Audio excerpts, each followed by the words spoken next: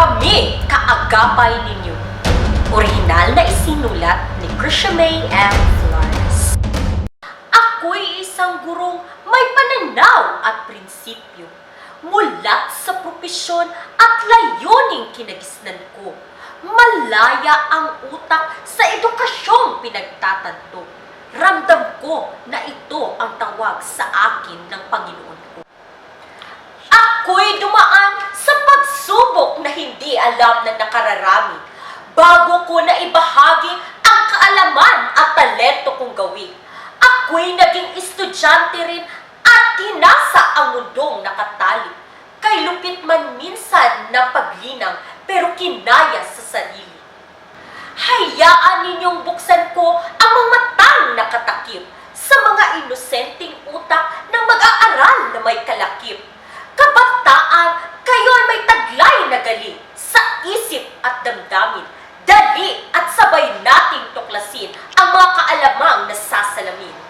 Kaysa yang balikan ang mga nagdaang alaala na kapag tuturo pa sa harapan gamit ang chalk at pisara, natatanaw ko pa ang mga kabataang hindi nakakaunawa at naiisa-isa ko pa ang mga di marunong sumulat at bumasa. Kay sarap pagmasdan ng mga estudyante kong hirang, kahit na minsan sila ay mahirap turuan. Sa aking puso't diwa, sila ay kailangan na malinang, lalo na ang mga kabataang walang mga magulang. Ang layunin ko'y biglang binago ng pandemyang ito. Pinaghiwalay niya ang aking koneksyon sa inyo. Paano ko pa mahahagilap ang mga kabataang kailangan ako? Kaya ngayon, itong guro ninyo'y nag-iisa pang lalo. Ano na ba ang aking nilayunin sa panahong dumadaing? Mabuti na lang si Sekretaryang Briones may solusyon sa hinaing.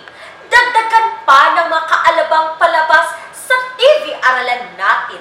Kaya itong pagsubok sa panahong ito may paruruunan din. Huwag ninyong isipin mga kabataan na kayo ay nag-iisa.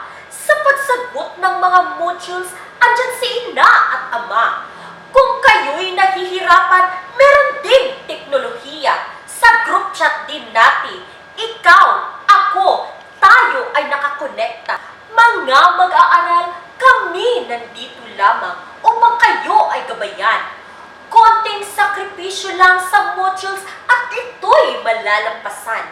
Pagsagot ng mag-isa, hindi ibig sabihin kayo'y pinabayaan. Ito'y hamon lamang upang makatayo at pagsumikapan. Kaagapay ninyo kaming mga guro sa problemang dumating. Kasama sa hamon na mas higit sa sinumpaang pilit. Kayo ay iahon at tutulungan sa inyong sasapitin. Pagpalain nawa tayo ng may kapal na muling magkapiling.